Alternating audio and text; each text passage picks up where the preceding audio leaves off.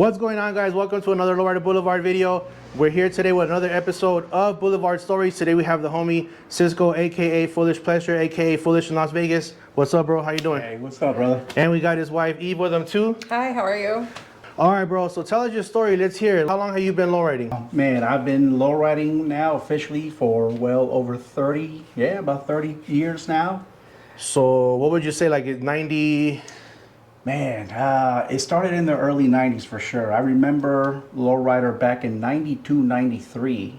They did one super show here in Vegas, and I was able to go to that, and that just confirmed that this is what I wanted to do the rest of the time. And then 98, by then I had already got my first car. I was already on the scene, and in 1998, officially the super show moved to Las Vegas, and I've been to every single Las Vegas super show since 1990. That's right. I haven't missed a single one. Been out here repping ever since. Yeah. And when you started lowriding, you guys started lowriding together? Yeah. So Not by choice for me, I guess, because I wasn't I still remember lowriding our cars. We met at a party and we talked, and then we started going. Now this is 96. This is September of 96. And then soon after we started dating, I would pick her up in the Cutlass. It was lifted, and at the time it didn't have the paint job yet. The roof wasn't chopped.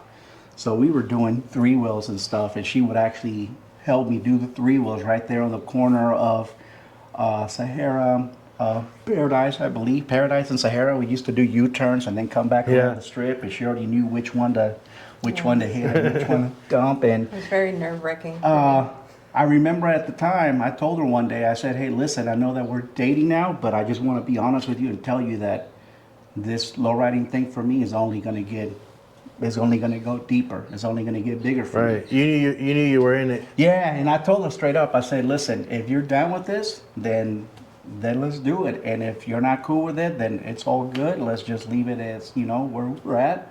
But if you're down with it, then let's ride. Yeah. And yeah, we're still here. So the Cutlass was your first car? Yeah, officially the Cutlass was the first car that I got, and it was my first. It was my daily for a long time. I used to take my mom's cars and do the whole ditching thing and everything. And one day, very unfortunately, I got into a big ass wreck. I got hit by a drunk driver. Yeah. Lincoln and Belmar right there. Some guy ran the stop sign, and I didn't really get much because I didn't have a license or registration, insurance, nothing. But they're like, hey, we're gonna break you off something, and it was just enough for me to kind of get better. And I bought my first car, and that was it right there. Which was a Cutlass. Yeah, that's cool. Yeah.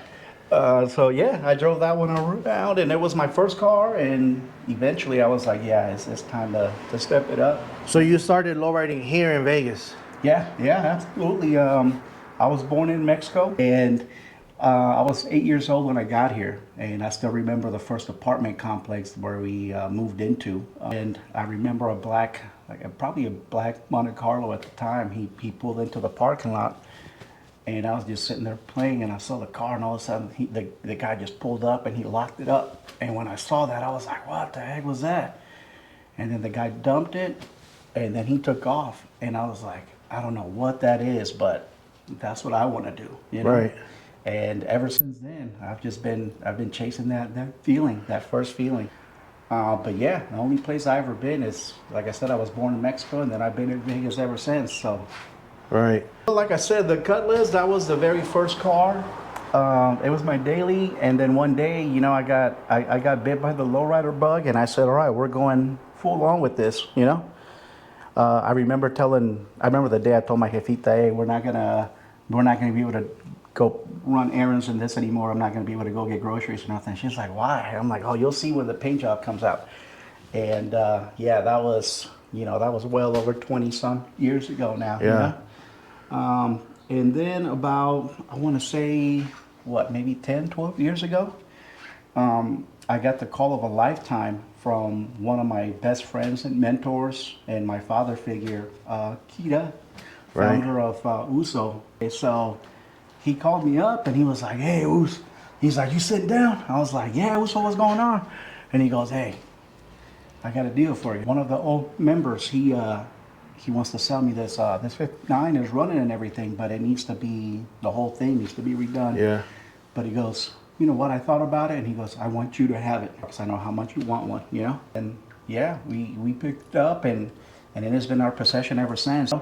And what I love about this car is I promised my family that when this car would be done, it would be a turnkey car, meaning it's gonna be made to cruise together. It's got seat belts. It's got Right. it's just turnkey, man. You can throw the whole family in there, or just the wife and I. We can go pull up, go to movies, go run errands, go shopping, go to a show, go to a picnic. Just as good as if you were to jump in your Absolutely. regular car. Yeah, absolutely. This thing, certified, runs on the freeway, and yeah, that's what I love about this one. It's just the 59. It's a street car, but you can put it in the shows. Right. The Cutlass is a full custom show car that you can drive on the streets. Right, right. So I got a little bit of, little bit of both worlds right there. The 84 Cutlass, Foolish Pleasure. This was the first car. Was all the work done here in Vegas, or did you get some of it out of state? Everything was done here, man. I'm proud to say this car is 100% a garage built car, man. The paint job was done in the garage, the hydros, the engine work. Other than sending the chrome and the gold out and the engraving to get done and then brought back, this car was 100% built here in Vegas, paint job and everything. That's nice. Yeah. I see you got a lot of stuff on memorabilia on your wall.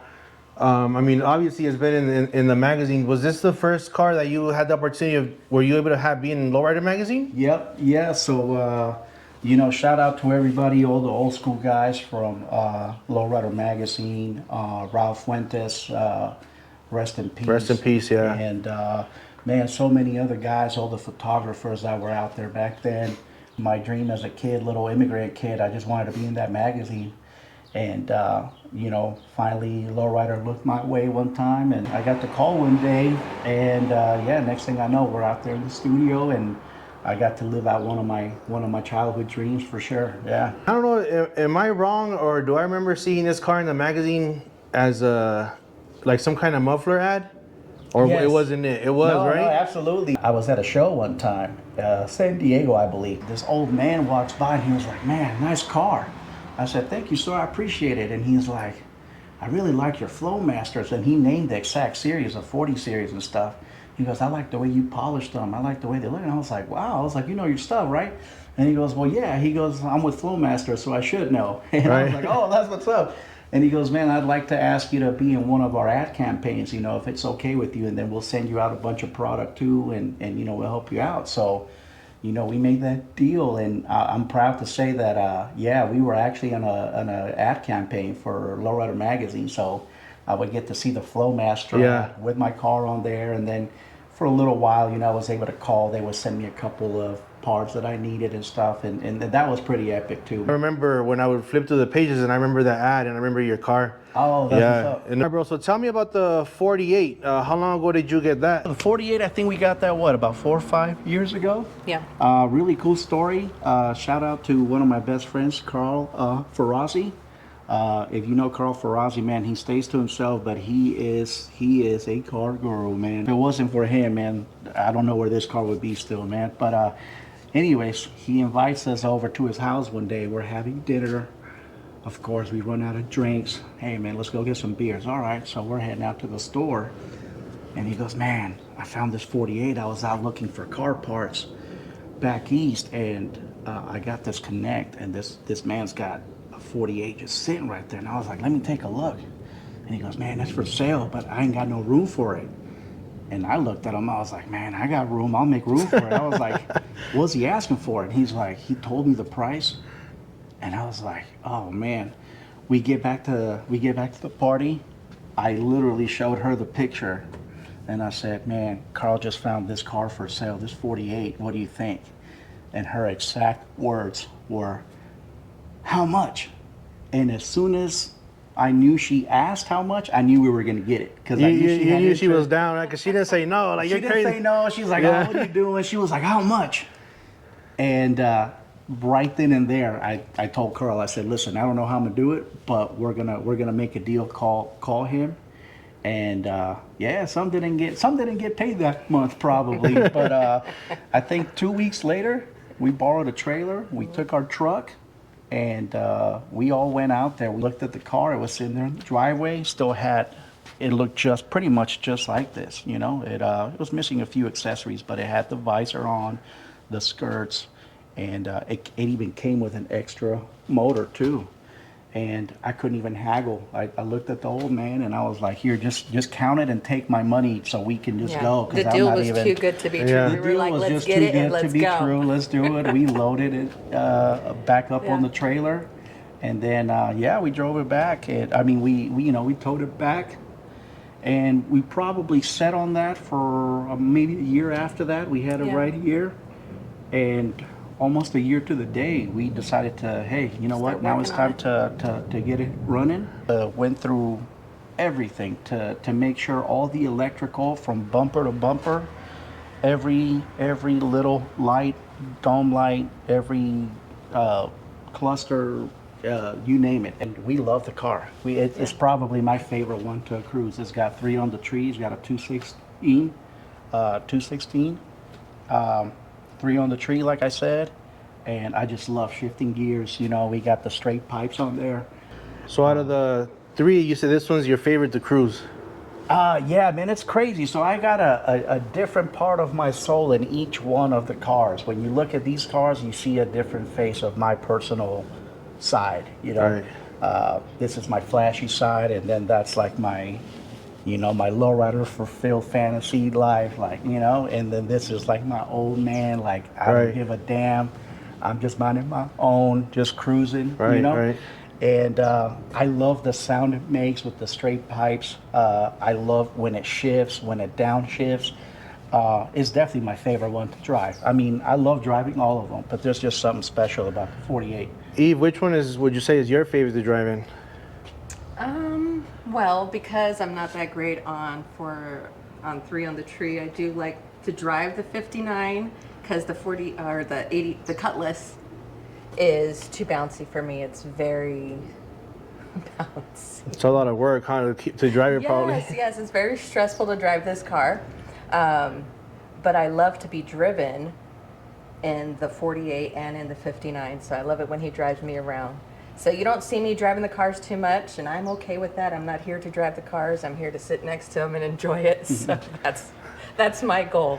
What would you guys say are like a pro and a con of having multiple cars?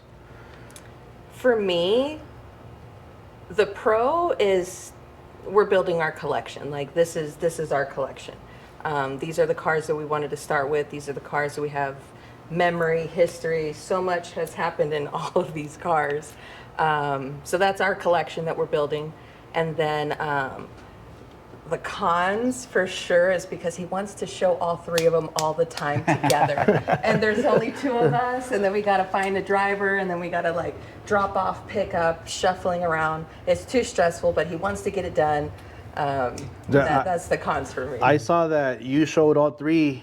You had a nice setup at the Yeah, at the Super Show. at the last Super year, Show, yeah. all 3 with the Welcome to Las Vegas sign and all that. Yes. Man, you were representing That right was- there. Thank you, brother. That was a Who helped us out culmination. that weekend? Who helped us? Was that Sonny? Sonny the artist. Check him out. That's one of my closest Yes. friends right there too. Thank you. You know, we're lucky enough. We used to be a part of one of the biggest car club families out there. Shout out Uso Car Club. You know, I'll always be a part of that. I always ride with them in my heart. But yeah, I made some of the closest friends that I consider family. They're like family to Right. me. You know, and that's one of the aspects about lowriding that I love so much, that you get to make lifelong friends, you know. One of the things I love is being able to have one of each style of traditional lowrider. So now I got a Bomba, I got my G-body, and I got an Impala. The only con to that is maybe, you know, we need we need some friends or family to help us drive them sometimes, so we can take them all out at the same time. And then obviously need a bigger garage, bigger space, but that's a good problem to have. Right, that's right. Would you say that you guys are pretty much happy with the 3 that you have, or is there something in your mind that you want, you know what, we want another one? Yeah, No, we've got a absolutely. few that we're. Yeah, go ahead and tell them. Gonna What's be the next working one? on. What's the next one? Well, I mean, we want a 57. Yeah, we're gonna get a 57 convertible. Yeah. That's just to kind of complete things. So we'll have the Impala, the G body, the Bel Air? Bonita, yeah, and then a Bel Air. Convertible. And that one's got to be convertible. Yeah, that's the only way. So we'll have eventually, you'll see us out there riding in a 57 That's convertible. right. And who knows? One of these days, I might even build a 63 rag. Something in my life where I can just pull up and just kind of clown around in a little bit. It's never really been my thing, but I think at that point, then it'll be checkmate. I think at that point, once I get the 57 and then get a little 63 rack to just fill up with batteries and just kind of, chip around a little bit in, I think that would be complete at that point. Then, I'll have one of each pretty much. Right. Yeah. So you guys been pretty much low riding together for like the last 30 years. Would you say low riding for you got better as you guys got older, or was it better when you guys were younger? That's a good question. I've always enjoyed it, but there's something special about now. If I could go back, I would definitely do a few things a little bit different. I think 30 years ago, I was out there in the streets and I was trying to make a name for myself, and I definitely could have involved my wife and kids a little bit more. I think I was kind of self-conscious. I wanted to just be out there and have that street fame, and things were a lot more wild back then, Yes. But the way things are now is a lot more chill, a lot more family friendly.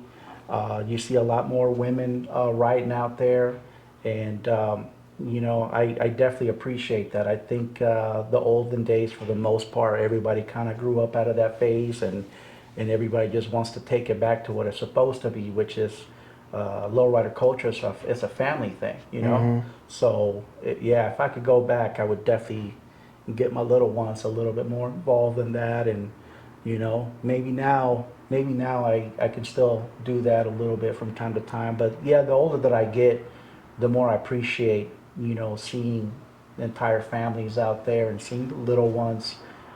So I think it's better, man. And who do you, from when you started low riding 96, 97, 98,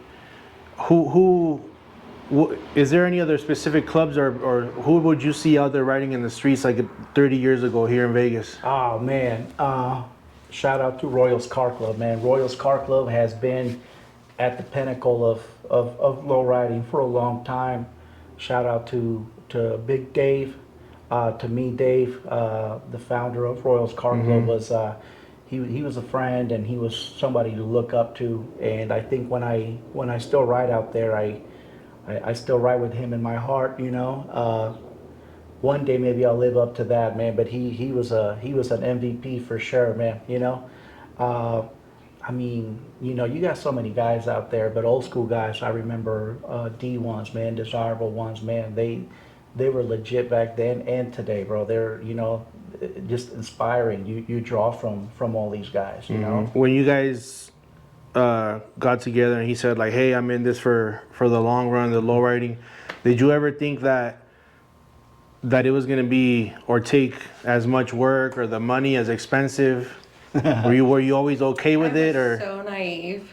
I was so gullible, so naive. Oh man, he I tricked you. But yeah, I just kind of just fumbled through it because I honestly was very naive to everything. Like I went to a lot of the shows early on before we had kids. Yeah, so I was everywhere with you. She didn't really grow up around the lowrider scene, so I think definitely it caught her off guard. But I can tell you one thing: after so many years of being together, let's see, 21 years married next week, and 28 congrats, years. man. Yeah, 28 you. years together in September. I do love what I love, and I love low riding, and I do love my family, and I love doing for, for people, man, being out there for people. I do love the culture. I know that a lot of guys maybe, they have their wives or partners or spouses that maybe they don't, that, oh, you're spending on, or you're buying another car or whatever. What would you say is the key to like a long marriage or relationship and with such an expensive lifestyle in the car scene? Well, definitely first is patience. You need a lot of patience with this kind of hobby lifestyle. Um, and I mean, if, we grew up together, so it's kind of like we did a lot of our own, hitting milestones and just overcoming a Yeah. lot. Communication is key. A lot of times we want the other person to do for us how we want it to be done, or vice versa. And it's just kind of understanding that we're both living life. There's a lot of struggles out there. But definitely I support him. I like him, so that's key too. You gotta like the guy. We got great chemistry. He makes me laugh. So it's just been, throughout the road bumps, the speed bumps and everything through our life. Yeah. Luckily we've been able to support each other, stick together, and just get through it. I would advise to everybody out there, man, just balance it all out. There's always time for the car shows. There's always time for picnics. There's always time for hop-offs, for kickbacks. That's not going to go away. One way or another, they're still going to be out there. And if you have to miss out one or two of them so you can spend time with the family or be there for your girl's birthday or whatever, do that, just balance it out, whenever we have a big lowrider outing or like a big super show weekend and we got all 3 cars out there and it's 4 days of nonstop lowriding and setting up and tearing down and cruising and stuff, I'll make it a point to just get out of town the following weekend. Hey, let's go hit up Disneyland, or let's go to the beach, or let's go on vacation. There's always something nice about having things balanced, and I would advise everybody out there, just, balance is key. Just keep everything balanced and you'll be straight. Eve, as a woman or wife of a car guy, and you go to these shows and you got to spend there like all day or cruises or whatever, what's something from your point of view that you'd say, that's all cool, but I would change this? Like if this car show had this, or if they changed that, or what would you think a car show would make it better? Like for you, or for someone that wants to take their wife and kids to a car show, be there all day. Is there anything that you can think of, like, I wish this was different? Honestly, not really, because that's what makes it a car show. Right. You remove something, you add something, it kind of like changes, what it's supposed to be. So there's places to sit, they got food. Are they the best options? Maybe not, but that kind of also adds to the whole ambiance of it. The whole environment of it is just being outside of your comfort zone, what you're used to. There's a lot of people to watch, so that's what I like to do. I love to people watch. Tons of cars to look at. So, I wouldn't change much of anything. Even the girls and what they wear and the posing and all that stuff. In some form, that's kind of like from the early 90s till now, you've kind of seen it evolve. But everything has kind of pretty much stayed the same. But yeah, I wouldn't really change anything because that's what makes it a car show. She definitely doesn't like the long waiting in lines for the roll-ins and all that stuff. Like, oh man, that was misery for me. Misery for me. To be there first thing in the morning and you had to be there until the last person broke down, and that was a lot on, like let's say, your family or whatever. That was stressful. That was a lot. Yeah. Again, just going back to the whole balancing thing, you want to balance things out. You don't want to make things so stressful that it stops being fun. Because lowriding is love, lowriding is family, lowriding is life, but it's got to be fun, And if you're in a situation where you're doing so much and putting so much time and money and effort into it, and it's just becoming stressful to you, and it's stressful to others and to your friends and to your family, Or starts to become toxic. yeah, then just whatever you got to do. Yeah. Take a break. Yeah. just make sure that it's fun. So, Right. Yeah. So pretty much like here in Vegas, we got the Lowrider Super Show, the Lowrider Magazine Super Show that started I think in '98, right? And then obviously we've had more add on to it. Like there's always like after hops, now the original Lowrider Show, like also like Torres Empire does their Super Show here. Before that, what do you remember? I know like there was like straight clowning, right? But back in the day, Clowning, yeah. what what was the spots that you remember? Like, oh, we used to go to this spot or this show. Oh man, let's see. As a matter of fact, I think our very first date, official date, it was the Straight Clowning Show. This was like back in '96 or '97, and it was over at the Thomas and Mack Center. I think we still have pictures from that. I remember that was pretty cool. You know, every now and then we still look back at those pictures and be like, man, she looks the same, and I look like twice the size. You know. But I remember that. Let's see, 20, 25 years ago for sure was. There was hops. There was every hops. weekend. It was it was a spot over there off of Charleston and like 15th Street over there. Oh, by the where Tacos El Gordo's at now. There used to be a Wendy's, right? It used to be a Wendy's, and Yeah. that was the old Royal spot right Yeah. there. You know. Shout out to Royals always, man. That was the spot right there. Everybody had it cracking on Saturday nights. You know, it'd get interesting. Like I said, it was late '90s, Wasn't early there, 2000s. Another, maybe like a Kmart. Every now and then Shopping center the that went Kmart, closed yeah. down. Oh, another big one too was Q Club. Oh, the Q Club. I The remember Q that. Club was another Yeah. one. They've tried to start that back up a few times. Yeah. I think now they go further out to the other side of the parking lot. But back in the days, it was the parking lot right in front of the Q Club. And it was the Q Club and the Sinaloense or El Parral. Yeah. Sinaloense, so it was hot right there. It was hot, man. Yeah. It was. We witnessed all kinds of nonsense over there. I remember, you would see the Paisas out there and the Crown Victorias, and all of a sudden, just shots would go off. Something would pop off. And you'd be like, "What the heck?" And then before you know it, everybody's kind of ducking, and yeah, it was some crazy times, man. But we're still here. Mm-hmm. But I think those would be the two of the main spots. It was the Q Club and then over there off of Charleston, Right. East Charleston. I know that you're pretty big on social media too, bro. Like a lot of people know your car too. You guys are also historians, man. All the people, all the magazines, all the brothers out there that are taking pictures and taking film and got all these followers and they're just documenting what's going on out in the lowriding scene.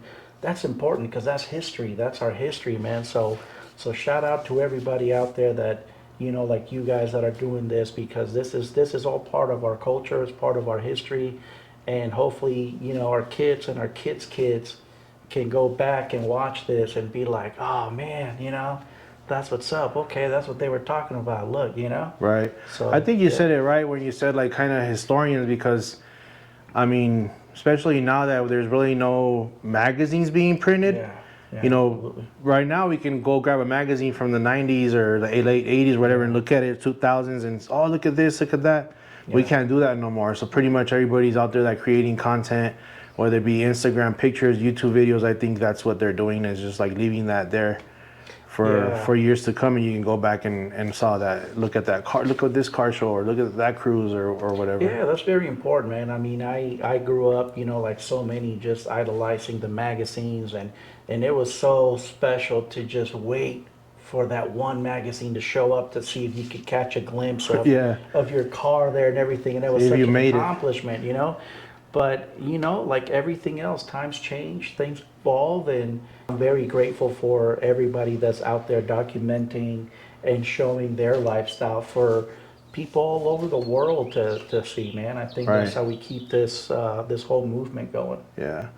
What do you think would be something that that you can give some advice, whether it be someone that is already in the scene, like youngsters that are already in it, or someone that's trying to get into the scene? What would you say it's some advice that you can give them? Be patient, be consistent. Lowriding is a lot of things, a lot of positive things, and it'll teach you about who you are as a person. Build what you love to build. Get inspiration from other people, but don't compare yourself to anybody. You're not in competition with anybody, with any other club, with any one of your friends. You're in competition with yourself.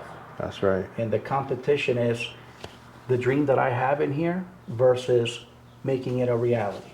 Everybody out there in the Vegas scene, I've been a part of this for, like I said, well over 3 decades now. And I still get inspired by everybody that's out there doing their thing, whether you got a hopper or a show car or a street car, or you don't even have a car, but you're out there just showing mad love to everybody every weekend. You guys inspire me. You guys help me, give me the energy to keep on doing this. And my goal is that maybe I can do that for somebody as well.